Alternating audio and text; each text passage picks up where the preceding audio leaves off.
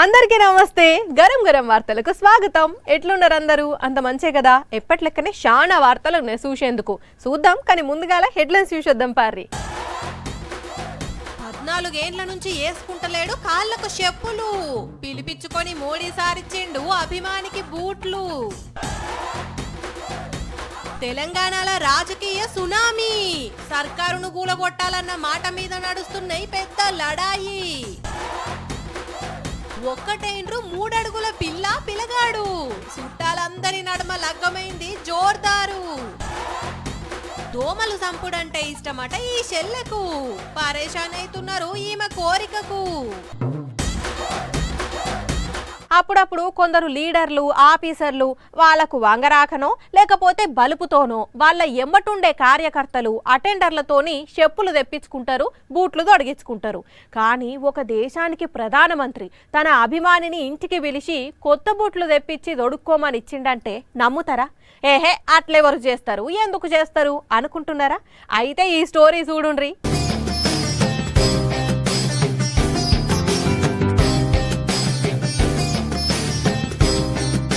కాళ్లకు చెప్పులు లేకుండా నడిచొస్తున్న ఈయన పేరు రాంపాల్ కశ్యప్. హర్యానాలో ఉంటాడు. మొన్న ఉన్నట్లుండి ప్రధానమంత్రి ఆఫీసు నుంచి పిలుపొచ్చిందని మోడీ సార్ తానికి పోయిండు. రాంపాల్ ను చూడంగానే పోంగానే అరే బాయ్ ఎందుకు ఇట్లా చేసినావు అని ఆప్యాయంగా బలకరించిండు మోడీ సార్. ఆ తర్వాత రాంపాల్ మంచి చెడ్డ అరసుకొని సోఫాలో ఊసబెట్టిండు. అది వరకే తెప్పించిన కొత్త స్పోర్ట్స్ షూ రాంపాల్ కిచ్చి తొడుక్కోమన్నాడు. ఆయన అవి కాళ్ళకేసుకున్నాక సైజు సరిపోయిందా లేదా అని అడిగి లేసులు కూడా కట్టిండు.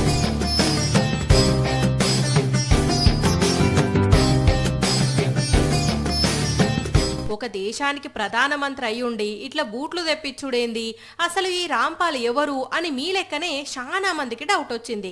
అసలు ముచ్చట ఏందంటే హర్యానాలో ఉండే ఈ రాంపాల్ మోడీ సారుకు వీరాభిమాని. మోడీ సార్ ప్రైమ్ మినిస్టర్ కావాలి, నేను ఆయనను గలవాలి, అప్పటిదాకా కాళ్లకు చెప్పులే తొడగను అని 14 ఏళ్ల కిందట ప్రతిజ్ఞ చేసిండట. మోడీ సార్ అయితే ప్రధానమంత్రి అయిండు, కానీ రాంపాల్కు మోడీ సార్ను కలుసుకునే ఛాన్స్ దొరకలే. అందుకే 14 ఏళ్ల నుండి కాళ్లకు చెప్పులు లేకుండానే తిరుగుతున్నాడు. మొన్న ప్రధానమంత్రి హర్యానా టూర్కు పోయినప్పుడు రాంపాల్ ప్రతిజ్ఞ గురించి తెలిసి ఆయనను పిలిపించి కొత్త బూట్లు తెప్పించి తొడుక్కోమని ఇచ్చిండు. నా మీద నీకు అభిమానం ఉంటే ఉండొచ్చు గాని ఇట్లా చెప్పులేసుకోను బూట్లేసుకోను అని ప్రతిజ్ఞలు చేసే కంటే కూడా సమాజానికి దేశానికి అక్కడికొచ్చే పనులు చేయి, అందరూ మెచ్చుకుంటారు అని చెప్పి పంపించిండు. మరి ఇప్పుడు ఈ రాంపాల్ ఇంటికి పోయినాక ఈ బూట్లను ఇడుస్తాడా, లేకపోతే మోడీ కొనిచ్చిన బూట్లు ఇప్పేదే లేదు అని మళ్ళా ఇంకో ప్రతిజ్ఞ ఏమన్నా చేస్తాడా అని కామెంట్లు పెడుతున్నారు నెటిజన్లు. తెలంగాణలో కొన్ని జాగల్లా భూకంపం వస్తదట అనే పుకార్లు షికార్లు చేస్తుండటోని జనం అయ్యో భూకంపం వస్తదట అని చూస్తున్న యాళ్ళన ఆ భూకంపం రాలేదు గాని పొలిటికల్ భూకంపం అయితే వచ్చిందుల్లా. కాదు అంతకంటే పెద్ద సునామీ వచ్చినట్టయింది. అవును, బీఆర్ఎస్ లీడరు కొత్త ప్రభాకర్ రెడ్డి ఓ మాటతోని నిప్పు పెడితే ఇటు కాంగ్రెస్ లీడర్లు ఒక్కొక్కరు ఒక్కో మాటతోని ఓ ఊపు ఊపితే ఆ గాలికి రాజకీయ మంటలు తెలంగాణ అంతటా ఎగిసిపడ్డ అవుతున్నాయి.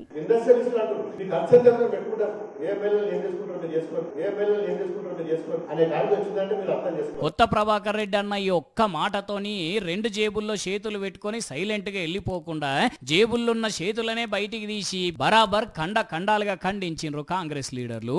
ఇక చూడాలే తెలంగాణ రాజకీయంలో సునామీ వచ్చినట్టు అయింది.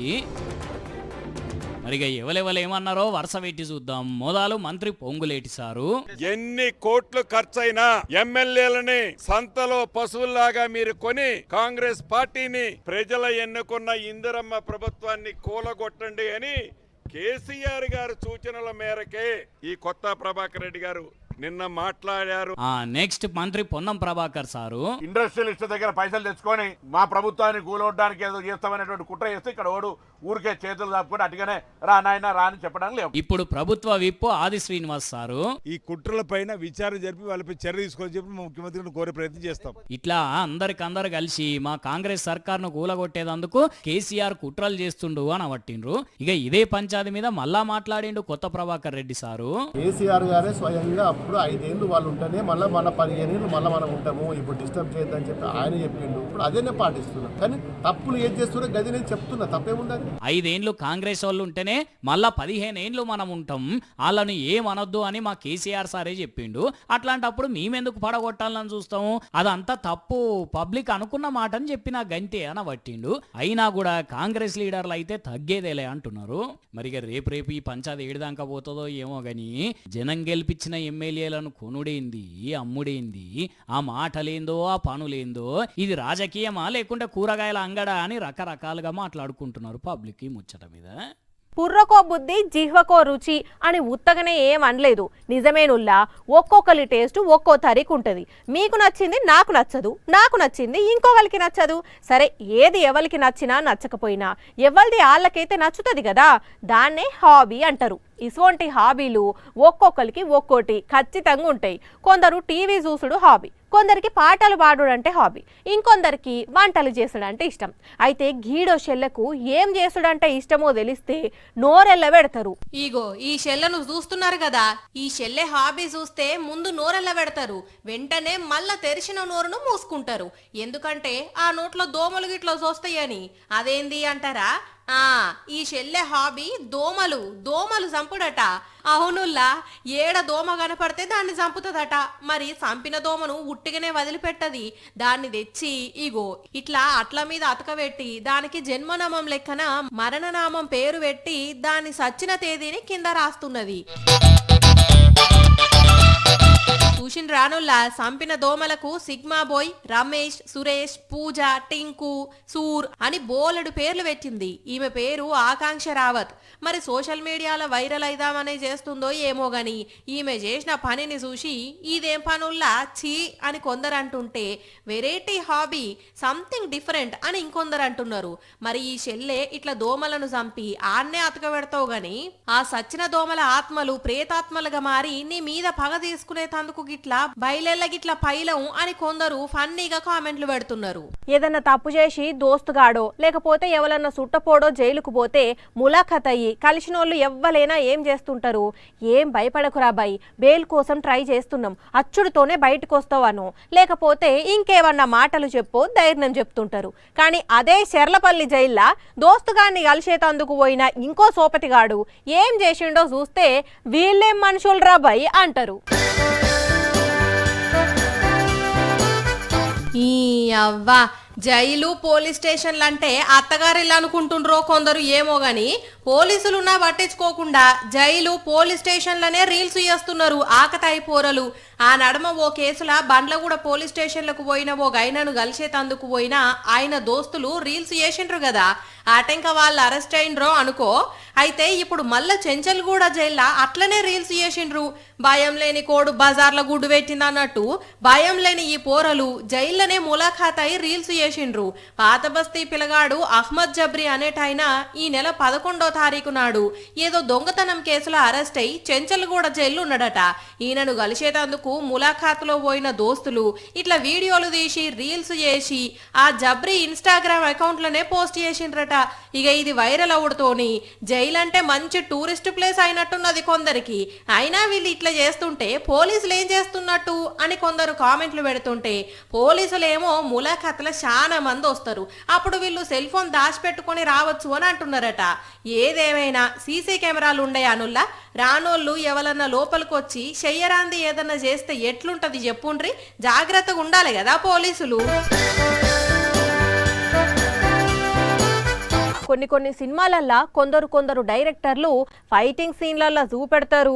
నా సామి రంగా కార్లు, బైకులు, లారీలు ఓ ఇట్లా గాలిలు ఎగిరి మళ్ళా కింద పడి మళ్ళా పైకి లేచి దాకుతాయి. అంటే కొన్ని రియల్గా చేస్తే కొన్నేమో గ్రాఫిక్స్లో పెడుతున్నారు. ఇంకా ఇప్పుడు ఏఐ వచ్చింది కదా, అయితే ఇక్కడో ప్రమాదాన్ని చూస్తే సినిమా అదికొస్తుందిలా చూడుల్లి ఎంత కథ అయిందో.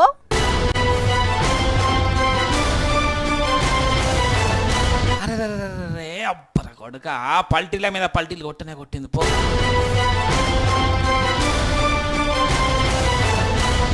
భగవంత, దుమ్ము లేచి ఏం కనబడకుండా అయింది కదా. ఇప్పుడు కారే కనబడుతున్నది తప్ప బోల్తా కొట్టిన ట్యాంకర్ అయితే అసలుగా కనబడతలేదు. దాని వెనకాల ఉన్న వెహికల్ కూడా కనబడతలేదు. ఒక్కటంటే ఒక్కటే సెకండ్లా ఆగమాగమైంది రోడ్ అంతా.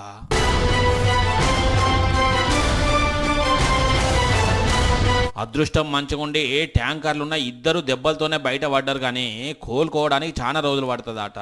ఇంకా ఈడ ఊపిరి పీల్చుకోవాల్సిన విషయం ఏంటంటే ఆయనతో ఇటుదిక్కు రోడ్డుకు అడ్డంగా వచ్చి వల్లేదు, ఏ వెహికల్ని ఢీకొట్టలేదు. ట్యాంకరే ఓవర్టేక్ చేయబోయి ట్యాంకరే పల్టీలు కొట్టింది. కానీ చూడండి మూల మలుపుల దగ్గర ఓవర్టేక్ ఎంత ప్రమాదమో.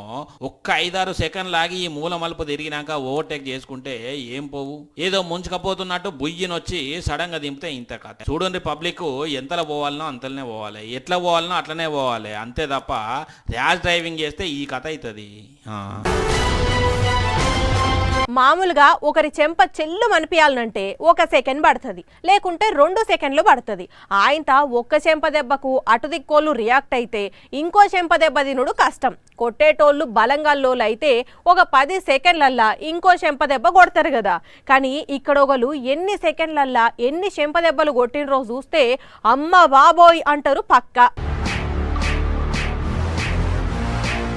అబ్బా ఏం కొట్టుడు ఏం కొట్టుడు. ఓ అక్క ఆగ ఆగ నీ, అరే రాములా రాకెట్ స్పీడ్ కంటే ఎక్కువ రఫ్ ఆడించింది పో నీ. 1 2 3 4 5 6 7 4 అంటే 4 సెకండ్లల్లా 7 దెబ్బలు కొట్టింది పో. అయినా అక్కకు ఇంతగానం కోపం ఏంది, పాతపాకి ఇట్లున్నదా? సీదా టోల్ గేట్ లోపలికి వచ్చి మరి దుమ్ము లేపింది కదా, ఏకంగా కుతిక పట్టి చెంపలు వాయించింది, గూడల మీద కూడా గుద్దులు గుద్దింది అని అంటే పాతపాకేం లేదు, అప్పటికప్పుడు వచ్చిన కోపమే. ఉత్తరప్రదేశ్ రాష్ట్రం గజియాబాద్లో ఉన్న ఈ టోల్ ప్లాజా దగ్గరకు ఈమె గారు కారు వేసుకొని వచ్చిందట. కానీ ఫాస్టాగ్లో పైసలు లేకుండేసరికి డబ్బులు ఇస్తేనే కారు కదలనిస్తామన్నారట. అంతే, ఎవరనవో చల్ డబ్బులు లేకుంటే ఏం చేయాలి, అయినా నన్నే డబ్బులు అడుగుతావా అని సర్రున 150 బీపీ పెంచుకొని బాదింది. ఇట్లా ఇంకో టోల్ గేట్ సిబ్బంది వచ్చి దండం పెట్టిన అస్సలు ఇడిచిపెట్టకుండా మళ్ళీ 2 దెబ్బలు వాయించింది. కేసు అయిందట. కానీ చూడుండ్రి అక్కకి ఎంత కోపం ఉన్నదో. ఏదన్నా ఉంటే చిన్నగా మాట్లాడుకొని కారు బయటికి తీసుకుపోవాలి, కానీ ఇట్లా టోల్ గేట్ సిబ్బందిని బూతులు తిట్టుడైంది. ఎందుకో ఈ నడమ కొందరు మరీ ఇంత బీపీ పెంచుకొని ఆగమాగం చేస్తున్నారు. నిన్నొక వార్త చెప్పుకున్నాం. విజయనగరం జిల్లాల కొందరు అన్నలు పెద్ద రాళ్లను, మళ్ళా అది 100 కిలోలు ఉన్న రాళ్లను ఒంటి చేత్తో లేబట్టి ఇది మా కండబలం అని చూపెట్టిండ్రు. వాళ్ళ పర్ఫార్మెన్స్ కు అందరం సప్పట్లు కొట్టినాం కదా. కానీ ఇక్కడ మాత్రం ఒకళ్ళు కండబలం కాదు పండ్ల బలం చూపెట్టిండ్రు. పండ్ల బలమా అంటే పండ్లు తిన్నడా అంటే కాదు. ఇగో ఇది ముచ్చట. ఊరి కొడుకు ఆయమ్మనే ఓ అన్నో అవి పండ్ల పర్వతాలే అన్నా, ఒక్కనివే పట్టురా పట్టు ఐలేస్తాన్ని గుంజుతున్నావు. అగ చూడుర్రి మళ్ళీ ఎట్లా బాడీ బిల్డింగ్ చూపెట్టి ఉత్తిగానే గుంజేసిండో. ఏదో గుంజిన అన్నట్టు కాకుండా బరబ్బర్గా ఏర్పాట్లు చేసుకొని ఈడికెళ్ళి ఆడిదానిక గుంజి పడేసిండు. చూడుండ్రి దోస్తుగాడు ధూమ్ తడాకా చూపెట్టేసరికి దోస్తులు ఎట్లా సప్పర్లు కొట్టి ఇంకెంత ఎంకరేజ్ చేస్తుండ్రో. భాగ్పత్ బాహుబలిది ఎంత 16 ఏళ్ల పిల్లగాడే, మరి ఎప్పటి నుంచి ప్రాక్టీస్ చేసిండో మరి ఏం దీని పనులను వజ్రాల కంటే షార్ప్గా చేసుకున్నాడో కానీ ట్రాక్టర్ను తాడు కట్టి పనులతోని గుంజిండ అంటే మామూలుడు కాదు. ఇక ఇది చూసి మీరు గిట్ల 20 రూపాయలు చేసిందని అనుకో, ఉన్న పనులు రాలుతాయి, అప్పుడు తునుకలు తినాలంటే తినలేరు. మరి పీటల మీద పెళ్లి లాగిపోవడు చాలా సినిమాలలో చూసే ఉంటారు. ఈ నడమ బయట కూడా అట్లనే అవుతున్నదుల్లా. మామూలుగా అయితే మా వాళ్ళకు మర్యాదలు సరిగ్గా చేయలేదని, మటన్ ముక్కలు వేయలేదని పిల్లగాని తరపోళ్ళు అలుగుడు కామనే. పెద్ద మనుషులు వచ్చి నచ్చ చెప్తే సల్లబడతారు, పెళ్లి అయిపోతుంది, ఏటోళ్ళట్టు పోతారు. కానీ ఈ నడమ చిన్న వాటికాడ లొల్లి పెట్టుకొని 3 ముళ్ళు వడక ముందే పెండ్లెత్తిపోయే కాడికి తెచ్చుకుంటున్నారు. గా ఉత్తరప్రదేశ్లా ఒక పెళ్లి పిల్లగాడు ఏం చేసిండో చూడుండ్రి.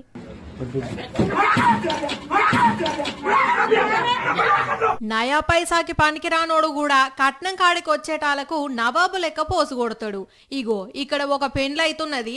ఇగో ఈ మోతవరే పెండ్లి కొడుకు. పిల్లోళ్ళు పిలగానోళ్ళందరూ పిలగాని చుట్టూత చేరి కార్యక్రమం చేపిస్తున్నారు. ఇంతల్లనే ఏదో యాదికొచ్చినట్లు పెండ్లి పిల్లగాడు గట్టిగా ఒర్రుకుంటా ఆగమాగం చేసిండు.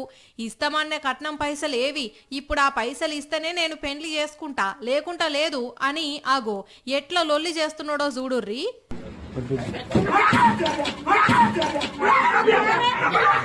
ఆగు బిడ్డ, అట్లా చెయ్యొద్దు. కట్నం పైసలు ఇయ్యాల కాకపోతే రేపిస్తారు. పెండ్లి పీటల మీద నుంచి లేచిపోవద్దు, తప్పైతది అని అక్కడున్నోళ్ళు ఎంత బుదగరిస్తున్నా వినకుండా చెల్ నాకు ఈ పెళ్ళొద్దు పో అనుకుంటా అక్కడికెళ్ళి లేచి వెళ్ళిపోయిండు.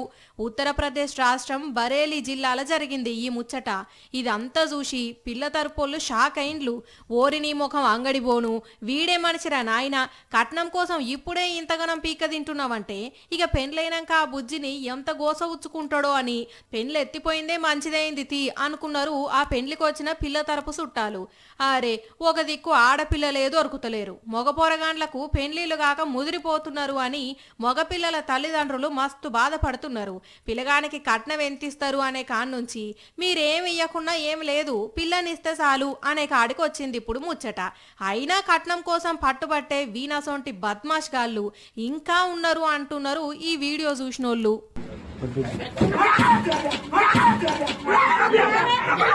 తనకు కాబోయే మొగుడు 6 అడుగుల హైట్ ఉండాలే అని కలలు కంటారు ఆడపిల్లలు. అట్లనే తాను చేసుకోబోయే పిల్ల సినిమా హీరోయిన్ లెక్క ఉండాలే అని కోరుకుంటారు మగ పిల్లగాళ్ళు. కానీ లాస్ట్కు ఎవరు దొరికితే వాళ్ళతోనే అడ్జస్ట్ అయిపోతారు. చూడంగానే మేడ్ ఫర్ ఈచ్ అదర్ అనిపించే జంటలు కొన్నే ఉంటాయి. ఇగో ఇప్పుడు ఈ జంటను చూస్తే కూడా అట్లనే అనిపిస్తుంది. ఇగో ఇదే ఇప్పుడు మేము చెప్పిన మేడ్ ఫర్ ఈచ్ అదర్ జంట. చిన్నపిల్లల లెక్కనే అవుపిస్తున్నారు కానీ పిల్లలేం కాదు, మేజర్లే. ఎదుగుదల ఆగిపోయేపటికి అట్లున్నారు. పిల్లగాని హైటు 3 అడుగుల 8 అంగుళాలు, పిల్ల హైటు 3 అడుగుల 6 అంగుళాలు. పెళ్లి పిల్లగాని పేరు నితిన్ వర్మ, వయసు 25 ఏండ్లు, పిల్ల పేరు ఆయుషి, ఆమె వయసు 23 ఏండ్లు. వీళ్ళకు పెళ్ళెట్లయితుందిరా దేవుడా అని ఇంట్లో మస్తు రంది పెట్టుకున్నారట. అయితే ఒకసారి ఆయుషి ఏటో పోతుంటే దారిలో నితిన్ను చూసిందట. ఇక అక్కడనే ఒకరినొకరు పలకరించుకున్నారు. ఇద్దరి మనసులు కలిసినాయి. ఆయనతో ఇంట్లోలకు ముచ్చట చెప్పంగానే వాళ్ళిద్దరి పరిస్థితి ఒకటే కాబట్టి వెంటనే సంబంధం ఖాయం చేసుకున్నారు. చుట్టాలను దోస్తులను పిలిచి ధూమ్ధామ్గా పెళ్లి కూడా చేసిండ్రు. హర్యానా రాష్ట్రం అంబాలాలో జరిగింది పెళ్లి. జంట భలే చూడముచ్చటకున్నదిలే. ఈ జంటను చూసి ఆ దేవుడే ఇద్దరిని కలిపిండు అనుకోబట్టినరట వీళ్ళ పెళ్లికి హాజరు పడ్డోళ్ళు. బయట దేశాలల్లా రోడ్లు నీట్గా ఉంటాయి, ఎక్కడ ఇంత చెత్త కూడా అవపడదు అని అంటారు ఫారెన్కి పోయొచ్చిన వాళ్ళు. అయితే ఇప్పుడుగా బ్రిటన్లో ఉన్న ఒక సిటీలో సిచ్యువేషన్ ఎట్లున్నదో ఎరికేనా? రోడ్ల పక్క పంటి చెత్త కవర్లు గుట్టలు గుట్టలుగా పేరకపోయినాయి. ఆ చెత్తల నుంచి వచ్చే పందికొక్కులు ఇండ్లలో వచ్చి ఆగం చేస్తున్నాయి. ఏం చేయాలనో తెలియక లాస్ట్కు మిలిటరీని పిలిపించిండ్లట. ఇగో ఇది బ్రిటన్లో ఉన్న 2వ అతిపెద్ద నగరం బర్మింగ్హామ్. ఈ సిటీ అంతా ఇప్పుడు గబ్బు వాసనతో గత్తరలేస్తున్నది. ఏడ చూసినా చెత్త కవర్లు గుట్టలు గుట్టలు వేరకపోయినాయి, చెత్త డబ్బాలు నిండిపోయినాయి. 6 వారాల నుంచి ఎక్కడి చెత్త అక్కడనే అన్నట్లున్నది. రోజు చెత్త తీసుకుపోయే వర్కర్లు స్ట్రైక్ చేస్తున్నారు. ఎందుకు అనంటే వాళ్ళకిచ్చే జీతాల నుంచి కొంత కోత పెట్టింది సిటీ కౌన్సిల్. అట్లెట్లా కోత పెడతారు అని వర్కర్లు స్ట్రైక్ చేస్తున్నారు. నెలన్నర నుంచి మొత్తం 17 టన్నుల చెత్త ఏడిదాడనే ఉన్నది. ఆ గబ్బు వాసన భరించలేక ఇప్పటికే కొంతమంది హాస్పిటల్లో పడ్డారట. ఇంకో విషయం ఏంటంటే ఆ చెత్త కుప్పలలో తిరిగే పందికొక్కులు బిరబిరా బాకుంటా ఇండ్లలో చూస్తున్నాయి. ఇంత ఘోరమైన పరిస్థితి ఇంతవరకు ఎప్పుడు చూడలే అని మొత్తుకుంటున్నారు ఆ సిటీ ప్రజలు. ఈ చెత్త కుప్పలు పందికొక్కులకు సంబంధించిన వీడియోలు, ఫోటోలు సోషల్ మీడియాలో మస్తు వైరల్ అవుతున్నాయి. ఒక దిక్కు చెత్త కుప్పలు, ఇంకో దిక్కు పందికొక్కులు. ఏందిరా ఈ కర్మ అనుకుంటా బర్మింగ్హామ్ ప్రజలు బోరుమంటున్నారు. ఇది ఎమర్జెన్సీ సిచ్యువేషన్ అని లేబర్ కౌన్సిల్ అనౌన్స్ చేసి పందికొక్కులను కంట్రోల్ చేయనీకి బ్రిటిష్ ఆర్మీని రంగంలోకి దించిండ్లు. మరి ఆ ఆర్మీ పందికొక్కులను ఎట్లా కంట్రోల్ చేస్తుంది, ఆ చెత్త ఎవరు సాఫ్ చేస్తారో చూడాలే. ఇక ఇవి మరి ఇయాల్టి గరం గరం వార్తలు. మళ్ళీ రేపు ఇదే టైంకి ఇట్లనే మస్తు వార్తలతోని కలుసుకుందాం. అప్పటిదాకా ఏం చేయాలి? చూస్తూనే ఉండండి సాక్షి టీవీ. టైం యాదుకున్నది కదా, రాత్రి 8:30కి, మళ్ళీ పొద్దుగాల 8:30కి. ఉంటాం మరి.